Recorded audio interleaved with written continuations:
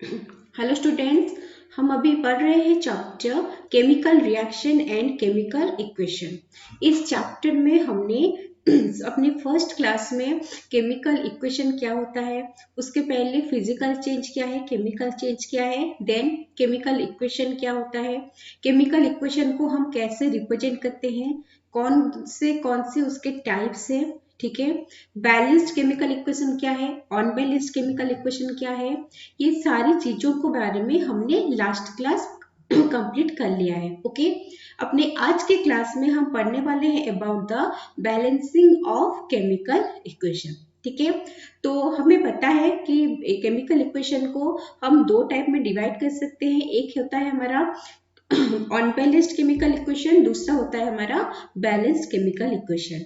Unbalanced chemical equation क्या है, अगर किसी भी केमिकल इक्वेशन में कोई भी एलिमेंट का number of atom both reactant और प्रोडक्ट साइड में सेम नहीं है तो हम उसको बोलेंगे अनबैलेंस्ड केमिकल इक्वेशन। ओके, और अगर कोई भी केमिकल इक्वेशन में किसी भी हर एलिमेंट जो है उनका number of atom both reactants and product side में सेम रहता है, ये याद रखना चाहिए कि सारे एलिमेंट्स का number of atom both reactant and product side में सेम रहना चाहिए, तभी जाके हम उसे बैलेंस्ड केमिकल इक्वेशन बोलेंगे। ओके, केमिस्ट्री में अनबैलेंस्ड केमिकल इक्वेशन का कुछ भी यूज नहीं होता, we have to balance it.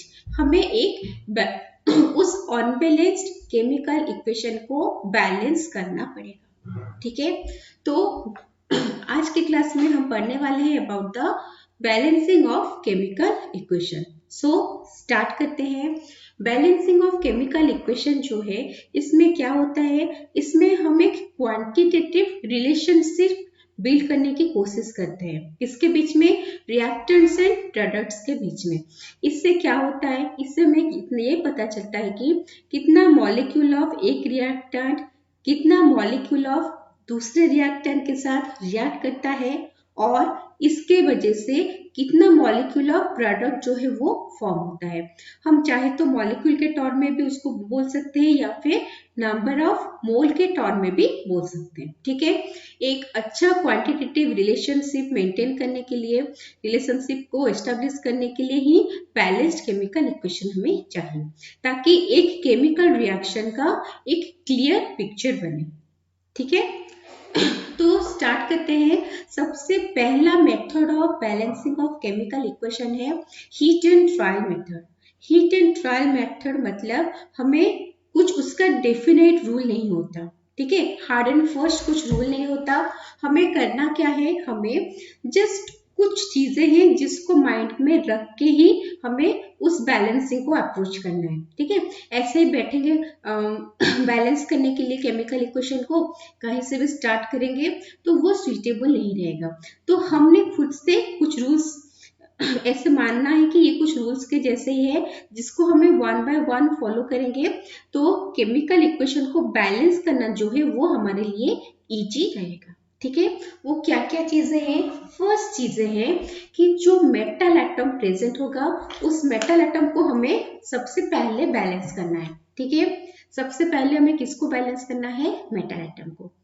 Next हम किसको बैलेंस करेंगे, ऑक्सीजन और हाइड्रोजन को छोड़ के जो भी नॉन मेटल प्रेजेंट है हम उसको नेक्स्ट में बैलेंस करेंगे। ओके, सबसे पहले क्या हुआ, मेटल हुआ। नेक्स्ट में हाइड्रोजन और ऑक्सीजन को छोड़ के जो भी नॉन मेटल प्रेजेंट है उसको बैलेंस करेंगे। थर्ड में हमें ऑक्सीजन को बैलेंस करना है, and finally we have to balance hydrogen.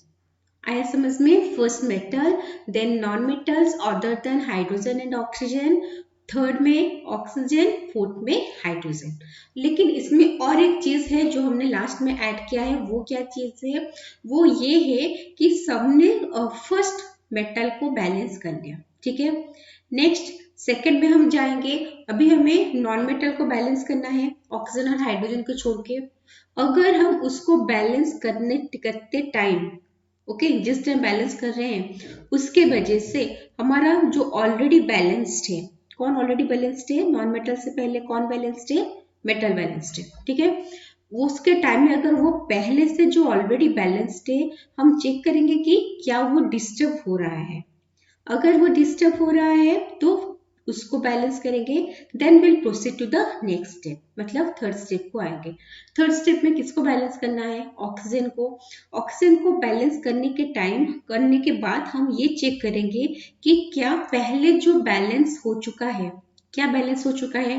Metal balance हो चुका है और non metals other than oxygen and hydrogen balance हो चुका है। क्या ये दोनों डिस्टर्ब हो रहे हैं? अगर ये दोनों डिस्टर्ब हो रहे हैं तो इस ऑक्सीजन को बैलेंस करने के बाद फिर से हमें उनको बैलेंस करना है। ठीक है, नेक्स्ट लास्ट किस में आएंगे?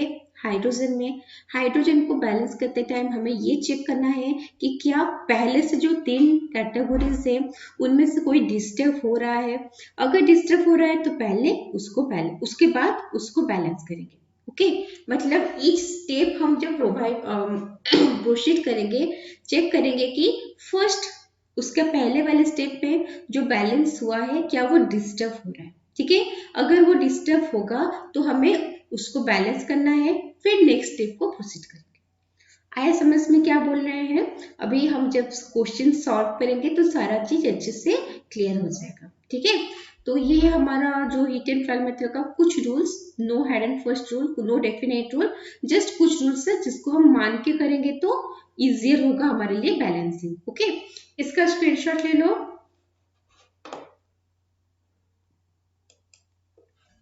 तो सबसे फर्स्ट क्वेश्चन हम करने वाले हैं H2 plus Cl2 gives HCl। तो यहाँ पे हम लिख लेते हैं, सबसे पहले हमें किसको बैलेंस करना है? मेटल को। ओके, नेक्स्ट में non metals other than oxygen and hydrogen. Third में ऑक्सीजन, फोर्थ में हाइड्रोजन। ठीक है, तो फर्स्ट स्टार्ट करेंगे क्वेश्चन नंबर 1 से। H2 plus Cl2 gives HCl। तो यहाँ पे फर्स्ट किसको बैलेंस करना है? मेटल को। क्या यहाँ पे फर्स्ट क्वेश्चन में कोई मेटल प्रेजेंट है? कोई भी मेटल प्रेजेंट नहीं है। ठीक है, so we will proceed to the second step. Second step में क्या है? Non metals other than oxygen and hydrogen. Oxygen और हाइड्रोजन को छोड़ के यहाँ पे नॉन मेटल कुछ प्रेजेंट है क्या? हाँ प्रेजेंट है। क्या प्रेजेंट है? क्लोरीन। तो सबसे पहले हमें क्लोरीन को बैलेंस करना है। Cl2 है, लेफ्ट साइड में 2 एटम है, राइट साइड में Cl है, मतलब 1 एटम है। So we have to multiply 2। Okay, 2 HCl। अभी क्लोरीन एटम जो है वो हमारे रिएक्टेंट एंड प्रोडक्ट साइड दोनों में सेम हो गया। Okay, next bit 3, step 3 oxygen. Oxygen तो प्रेजेंट नहीं है क्वेश्चन में। हाइड्रोजन, हाइड्रोजन लेफ्ट में कितना है? 2, राइट में भी 2 हो गया। So now we have our question number 1 is completely solve. ठीक है, हमारे पास अभी बैलेंस्ड केमिकल इक्वेशन प्रेजेंट है। Okay, next number 2, N2 plus H2 gives NH3। सबसे पहले किसे बैलेंस करना है? मेटल। यहाँ पे कोई भी मेटल प्रेजेंट नहीं है। स्टेप 2 में non metals other than hydrogen and oxygen. Non metals यहाँ पे क्या प्रेजेंट है? नाइट्रोजन। लेफ्ट हैंड साइड में नंबर ऑफ एटम 2 है, राइट हैंड साइड में नंबर ऑफ एटम 1 है। So we have to multiply 2 here. Okay, तो नाइट्रोजन में 2 मल्टीप्लाई कर लिए। नेक्स्ट है स्टेप 3 ऑक्सीजन। ऑक्सीजन प्रेजेंट नहीं है। Number 4 hydrogen. Hydrogen left hand में 2 है, राइट हैंड साइड में 6 है। तो हम क्या करेंगे? यहाँ हाइड्रोजन से पहले 3 मल्टीप्लाई कर लेंगे। ठीक है, N2 plus 3H2 gives 2NH3। अभी नाइट्रोजन दोनों साइड में, लेफ्ट में 2, राइट में 2, हाइड्रोजन लेफ्ट में 6, राइट में 6। ओके, तो ये भी बैलेंस्ड हो गया। समझ में आ रहा है? इजी है। अभी हमने इजी क्वेश्चंस ले रखा है। ठीक है, नेक्स्ट है SO2 plus O2 gives SO3। सबसे फर्स्ट स्टेप में हमें क्या करना है, सबसे फर्स्ट स्टेप में हमें मेटल लेना है, ठीक है। क्या मेटल प्रेजेंट है? मेटल प्रेजेंट नहीं है। नेक्स्ट किसको लेंगे? Non metals other than hydrogen and oxygen, ठीक है।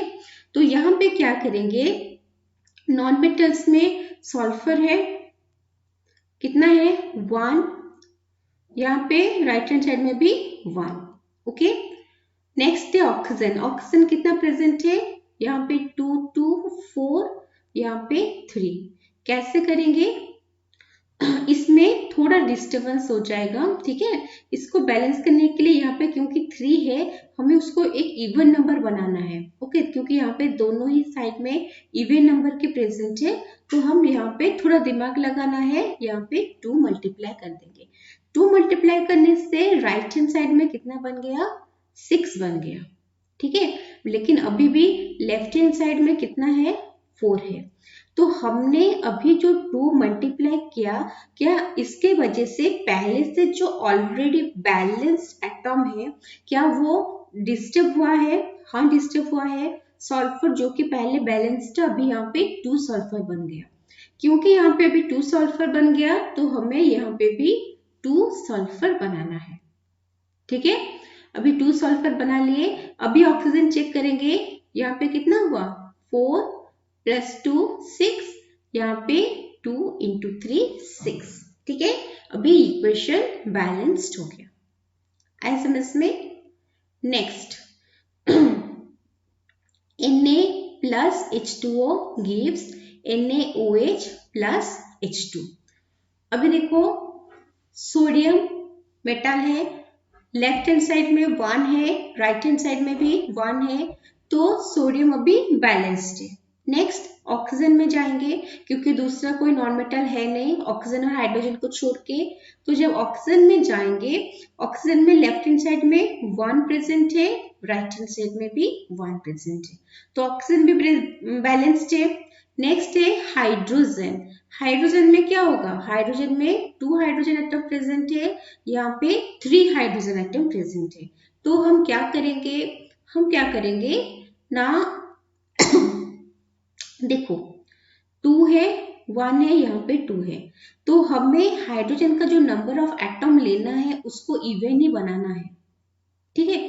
क्यों? क्योंकि यहाँ पे जो भी आएगा लेफ्ट हैंड साइड में 2 का मल्टीपल आएगा तो इवन नंबर आएगा।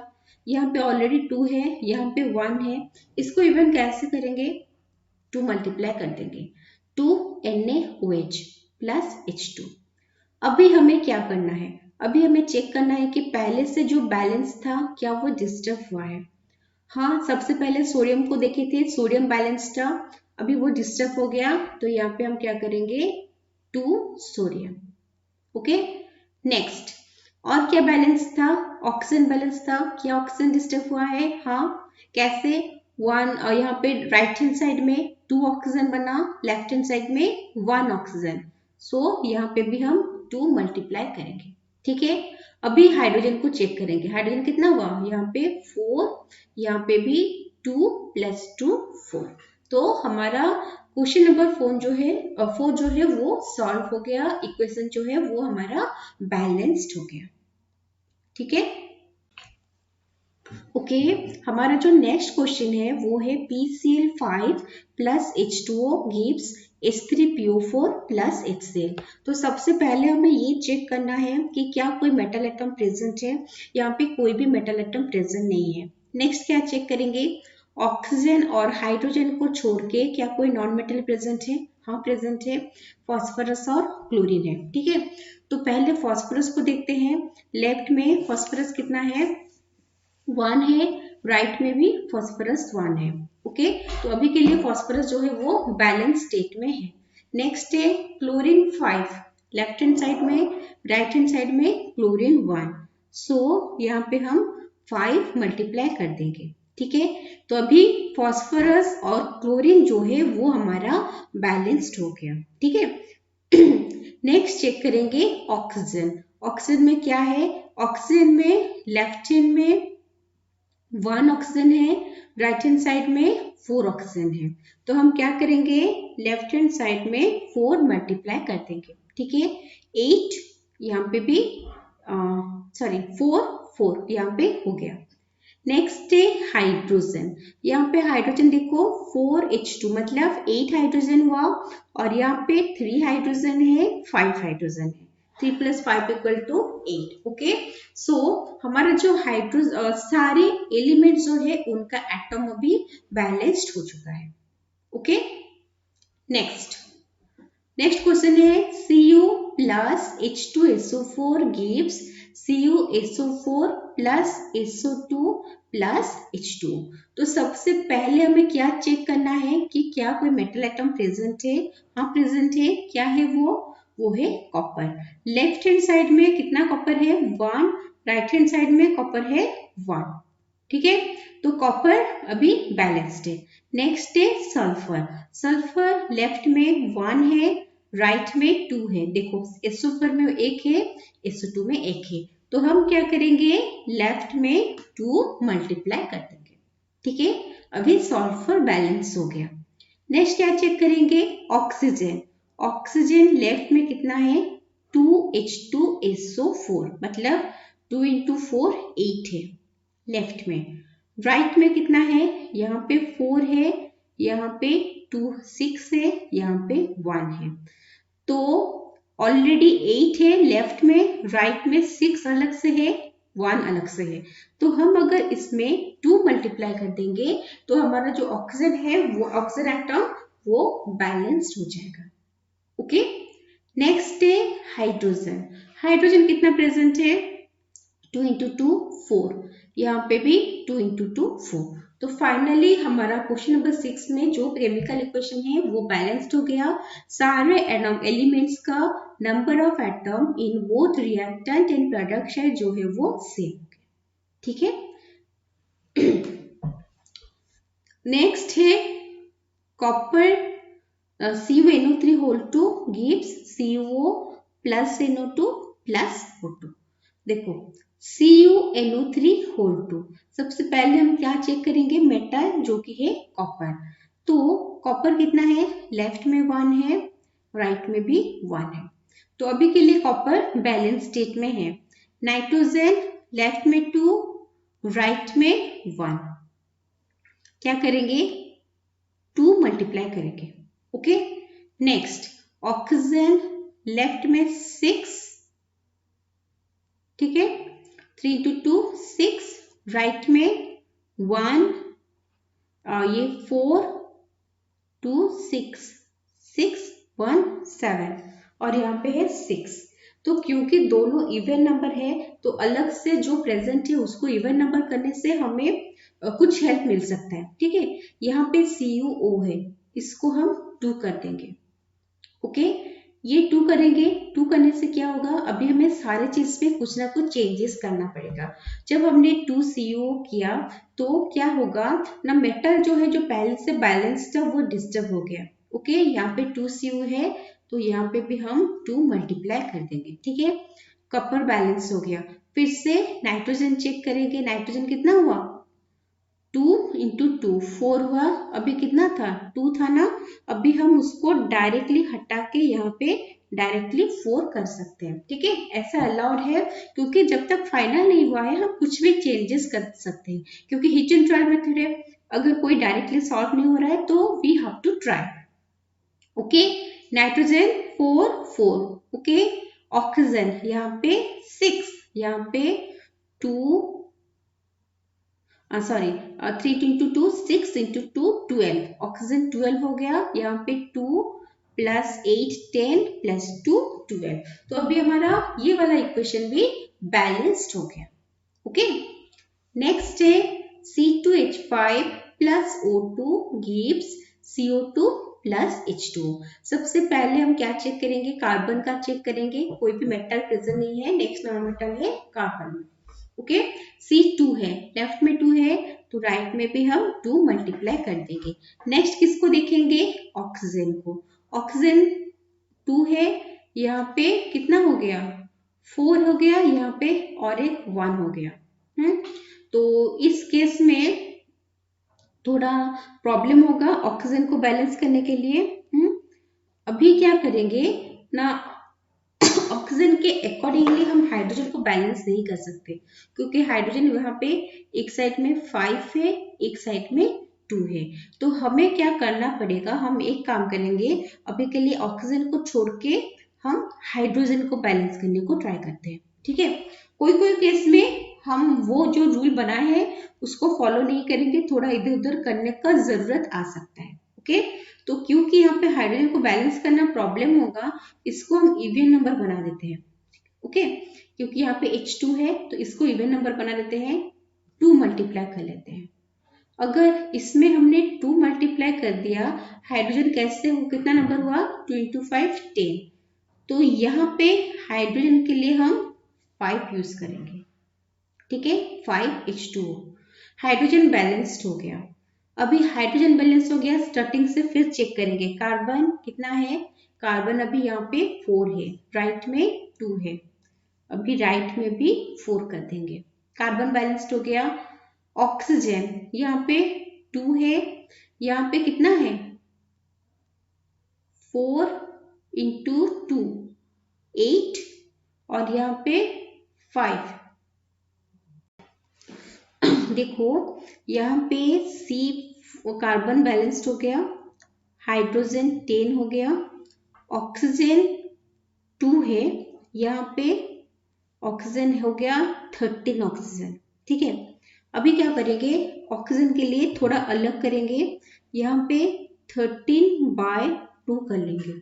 ओके, 13/2 करने से क्या होगा, देखो ये अभी फ्रैक्शन में आ गया। अभी फ्रैक्शन में आ गया, तो फ्रैक्शन में तो हम नहीं करेंगे, तो जो है हमारे डिनोमिनेटर में उसको पूरे में मल्टीप्लाई कर देंगे, मतलब पूरे इक्वेशन को हम 2 से मल्टीप्लाई कर लेंगे। तो यहाँ क्या बनेगा, 4C2H5 प्लस 13O2 और गिव्स 8CO2 प्लस 10H2O। ठीक है, तो अभी चेक करेंगे, कार्बन कितना है, 8, यहाँ पे 8, हाइड्रोजन कितना है, 4 5 20, यहाँ पे भी 20। ठीक है, नेक्स्ट है ऑक्सीजन, ऑक्सीजन कितना है, 26, यहाँ पे 16 + 10 26। ठीक है, तो ये हमारा क्वेश्चन जो है वो बैलेंस्ड हो गया। ओके, 1 मिनट, यहाँ पे क्वेश्चन ही रॉन्ग है, C2H5 तक का कोई कंपाउंड ही नहीं होता।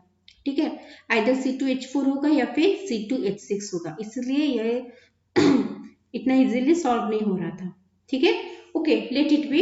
ये अगर C2H5 ना होके C2H6 भी हो गया तो भी हम उसको सॉल्व कर सकते हैं, C2H4 हो गया तो भी हम उसको सॉल्व कर सकते हैं। तो ट्राई कर लेते हैं,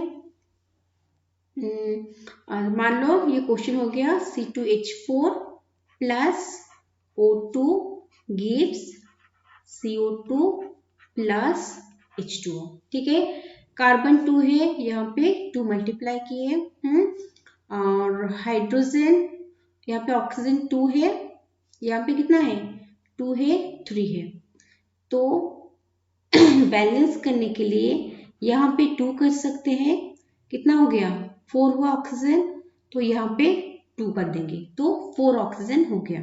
ठीक है, नेक्स्ट है हाइड्रोजन, यहाँ पे H4 और यहाँ पे 2 × 2 4। अभी ये वाला इक्वेशन जो है पूरा बैलेंस्ड हो गया। ठीक है, इसका क्वेश्चन रॉन्ग था, रॉन्ग क्वेश्चन में ही हमने सॉल्व किया है, लेकिन C2H5 जो है वो एक ग्रुप होता है, वो कोई भी एक कंपाउंड नहीं होता। Okay, then let it be, और स्क्रीनशॉट ले लो इसका, हो गया। नेक्स्ट डे हमें पता है कि केमिकल इक्वेशंस जो है उसमें हम क्या करते हैं, रिएक्टेंट और प्रोडक्ट का जो है सिंबल और फॉर्मूला उसको यूज करके हम रिप्रेजेंट करते हैं। ठीक है, लेकिन अगर हम चाहते हैं कि हमारा केमिकल इक्वेशन जो है वो मोर इंफॉर्मेटिव बने, उस केमिकल इक्वेशन को देखते ही हमें अच्छे से इंफॉर्मेशन मिलना स्टार्ट हो जाए। ओके, उस केस में क्या करेंगे, उस केस में हम कुछ नई चीजें हैं जो ऐड करते हैं इक्वेशन में। क्या क्या चीजें हैं? सबसे पहला चीज है कि हमें स्टेट सिंबल्स लिखना है। स्टेट सिंबल मतलब रिएक्टेंट या प्रोडक्ट जो भी है वो कौन से फिजिकल स्टेट में प्रेजेंट है, एग्जिस्ट करते हैं कौन से फिजिकल स्टेट में, उसको लिखना है। कहाँ पे?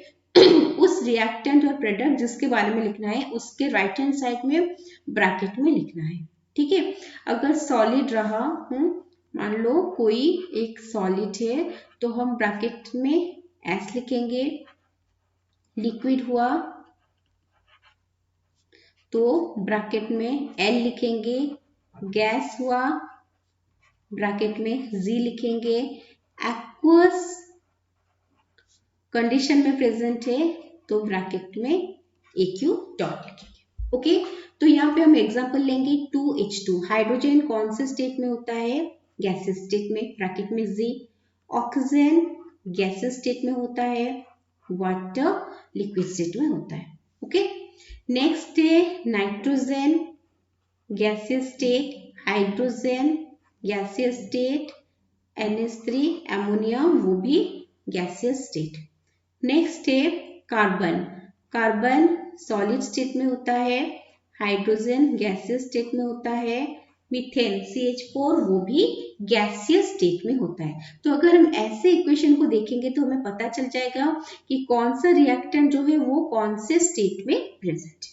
Okay, next number 2, if A gas is evolve in a particular reaction, तो हम क्या करेंगे, हमें उस गैस जो गैस इवॉल्व हो रहा है उसके साइड में ब्रैकेट में अप हेडेड एरो करके लिखेंगे। ठीक है, अपवर्ड एरो जो है वो रहेगा ब्रैकेट के अंदर। जैसे यहाँ पे एग्जांपल है CaCO3, calcium carbonate gives calcium oxide plus carbon dioxide gas. ये जो गैस है इसको हम ऐसे अपवर्ड एरो में भी शो कर सकते हैं। ओके, और एक एग्जांपल ले रहे हैं 2Na plus 2H2O gives 2NaOH plus H2। जब सोडियम वाटर के साथ रिएक्ट कर रहा है तो वो सोडियम हाइड्रोक्साइड और हाइड्रोजन गैस इवॉल्व हो रहा है।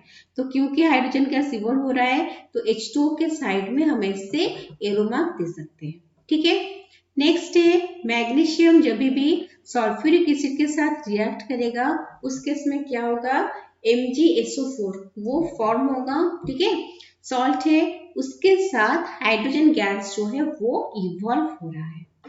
ओके, आए समझ में? ठीक है, चलो इसका स्क्रीनशॉट ले लो। तो कहीं पे भी हम केमिकल इक्वेशन देखेंगे जो प्रोडक्ट के साइड में एक गैस मतलब कुछ लिखा हुआ है और उसके ऊपर साइड में एरो अपवर्ड एरो प्रेजेंट है तो हम समझ जाएंगे कि वो गैस है। ओके, चलो स्क्रीनशॉट ले लो। Next, if precipitate is formed in a reaction, कोई भी रिएक्शन में अगर प्रेसिपिटेट फॉर्म हो रहा है तो हम क्या करेंगे, प्रेसिपिटेट मतलब जो सॉलिड के पार्टिकल्स होते हैं वो एक साथ आके क्या करते हैं, एक साथ आके जमा हो जाते हैं एक जगह पे। ठीक है, तो उसको हम प्रेसिपिटेट बोलते हैं। तो ये जो प्रेसिपिटेट है उससे हम डाउनवर्ड एरो से रिप्रेजेंट करते हैं। जैसे कैल्शियम हाइड्रोक्साइड जब कार्बन डाइऑक्साइड के साथ रिएक्ट करता है तो कैल्शियम कार्बोनेट प्रेसिपिटेट होता है अलोंग विथ वाटर मॉलिक्यूल। क्योंकि कैल्शियम कार्बोनेट प्रेसिपिटेट है तो उसके साइड में हम डाउनवर्ड एरो लगाते हैं। ओके, सिमिलरली सिल्वर नाइट्रेट जब सोडियम क्लोराइड के साथ रिएक्ट करता है सिल्वर क्लोराइड प्रेसिपिटेट होता है और सोडियम नाइट्रेट फॉर्मेशन होता है। तो सिल्वर क्लोराइड प्रेसिपिटेट हो रहा है तो उसको हम कैसे रिप्रेजेंट करेंगे, डाउनवर्डेड एरो। ओके, नेक्स्ट है अगर हमें कोई भी सब्सटेंस का कॉन्सेंट्रेशन रिप्रेजेंट करना है। ठीक है, हमने मान लो कोई एसिड लिया है, कोई बेस लिया है।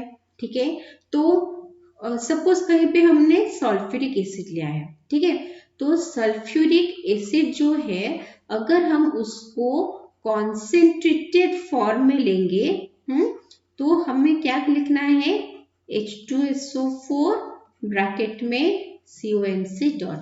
अगर हमने हाइड्रोक्लोरिक एसिड लिया है तो क्या लिखेंगे HCl ब्रैकेट में CONC डॉट। ओके, अगर हम डाइल्यूटेड फॉर्म में ले रहे हैं उसको, ठीक है, तो क्या लिखेंगे H2SO4 ब्रैकेट में DIL dot. Okay, HCl bracket में DIL dot. NaOH sodium hydroxide bracket में DIL dot. Okay, potassium hydroxide मान लो कॉन्सेंट्रेटेड लिए है KOH CONC डॉट। ऐसे हम उसको रिप्रेजेंट करते हैं, ठीक है।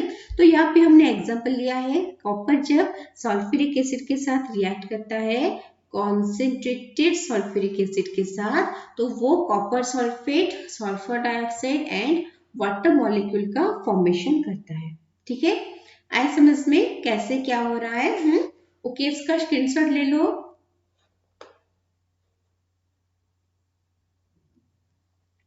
हो गया? नेक्स्ट, अगर कोई रिएक्शन है जो एक पर्टिकुलर टेम्परेचर और प्रेशर में क्या हो रहा है रिएक्शन जो है पर्टिकुलर टेम्परेचर और प्रेशर में कैरिड आउट हो रहा है, तो हम क्या करेंगे ना, जो एरो मार्क है, एरो मार्क के आइदर ऊपर और नीचे उस कंडीशंस को रिप्रेजेंट करते हैं। जैसे नाइट्रोजन और हाइड्रोजन गैस जब अपने बीच रिएक्ट करते हैं वो एमोनिया फॉर्मेशन करते हैं, ठीक है। 200 atmosphere pressure and 450 degree centigrade में ये कंडीशन अगर हम देंगे तभी जाके नाइट्रोजन और हाइड्रोजन अपने बीच कंबाइन करके एमोनिया मॉलिक्यूल का फॉर्मेशन करेगा। ओके, नेक्स्ट है कोई भी अगर रिवर्सिबल रिएक्शन है तो हम उसको कैसे रिप्रेजेंट करेंगे, ठीक है। देखो, अगर कोई रिवर्सिबल रिएक्शन है तो उसको ऐसे बोथ हेडेड एरो से रिप्रेजेंट करते हैं, ठीक है। मतलब क्या है, मतलब रिएक्शन जो है वो फॉरवर्ड डायरेक्शन में भी हो रहा है, मतलब N2 plus 3H2 gives 2NH3, ये हो गया हमारा फॉरवर्ड रिएक्शन। ओके, अभी बैकवर्ड रिएक्शन भी पॉसिबल है, मतलब प्रोडक्ट से, मतलब ये क्या हो गया, फॉरवर्ड रिएक्शन क्या हो गया, रिएक्टेंट गिव्स प्रोडक्ट, ये हो गया फॉरवर्ड रिएक्शन। अभी बैकवर्ड रिएक्शन क्या है, बैकवर्ड रिएक्शन है कि अगर प्रोडक्ट भी रिएक्ट करके रिएक्टेंट्स दे रहा है, ठीक है, तो हम उसको बोलेंगे backward reaction. Okay, 2NH3 gives N2 plus 3H2, तो ये रिएक्शन फॉरवर्ड डायरेक्शन में भी प्रोसीड कर रहा है और बैकवर्ड डायरेक्शन में भी प्रोसीड कर रहा है, तो हम उसको क्या लिखेंगे, N2 plus 3H2, ये है हमारा reversible sign, half headed arrow oppositely represent रहेगा, ठीक है, 2NH3। ओके, तो ये हो गया हमारा साइन ऑफ रिवर्सिबिलिटी। क्लियर? ठीक है, इसका स्क्रीनशॉट ले लो।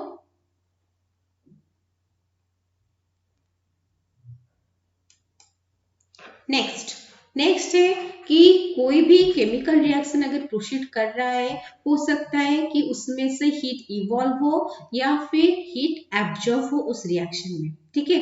किसी भी रिएक्शन में जिसमें हीट इवॉल्व होता है हम उसको बोलते हैं exothermic reaction. Okay, exothermic reaction, exothermic means exo means out, तो हीट जो है वो निकल रहा है, heat is evolved or absorbed।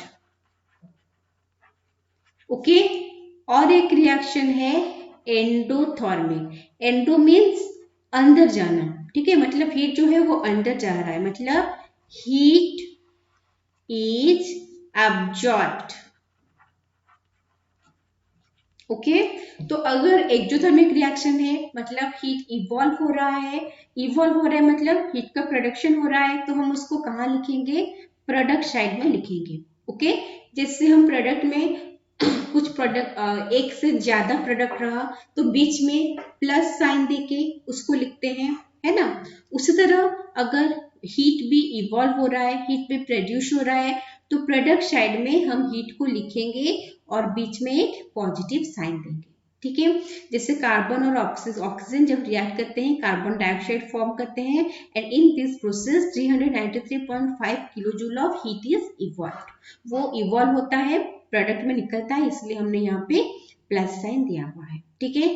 Simultaneously when carbon reacts with hydrogen it gives rise to CH4 methane when and along with it 74.8 kilojoule of heat is released, ठीक है। Release हो रहा है, प्रोडक्ट में निकल रहा है, इसलिए प्रोडक्ट के साइड में हमने प्लस दिया हुआ है, ओके। नेक्स्ट है एंडोथर्मिक रिएक्शन, हीट एब्जॉर्ब हो रहा है, हम हीट दे रहे हैं, ठीक है।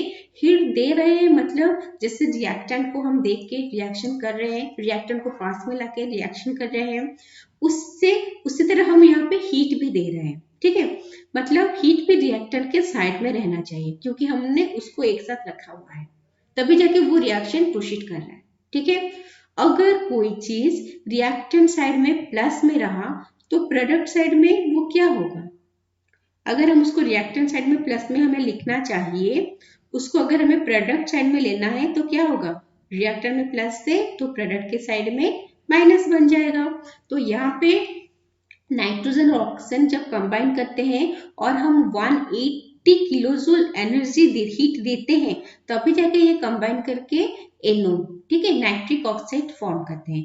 तो हम हीट दे रहे हैं, ठीक है।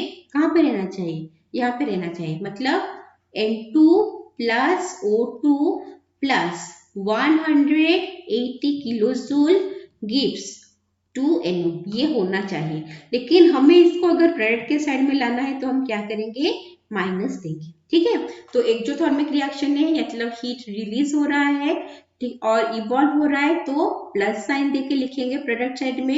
एंडोथर्मिक रिएक्शन है, हीट अब्जॉर्ब हो रहा है तो माइनस साइन देके लिखेंगे प्रोडक्ट साइड में, ओके।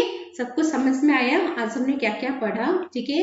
कैसे इक्वेशंस बैलेंस होते हैं, अनबैलेंस्ड केमिकल इक्वेशन को हम हीट एंड ट्रायल मेथड से कैसे बैलेंस करते हैं, ओके। नेक्स्ट एक केमिकल इक्वेशन को मोर इंफॉर्मेटिव बनाने के लिए हम उसको कैसे रिप्रेजेंट कर सकते हैं, विथ सिंबल एंड फॉर्मूला हम क्या क्या चीजें जो ऐड करेंगे तो हमें ये अच्छा इंफॉर्मेशन दे सकता है, ओके, मोर इंफॉर्मेशन प्रोवाइड कर सकता है, ओके। तो अपना आज का क्लास हम यहाँ पे खत्म करते हैं, ओके। नेक्स्ट क्लास में कुछ एक नया चीज पढ़ेंगे in the chapter chemical reaction and equation. Till then mindfully पढ़ाई करते रहो, ओके।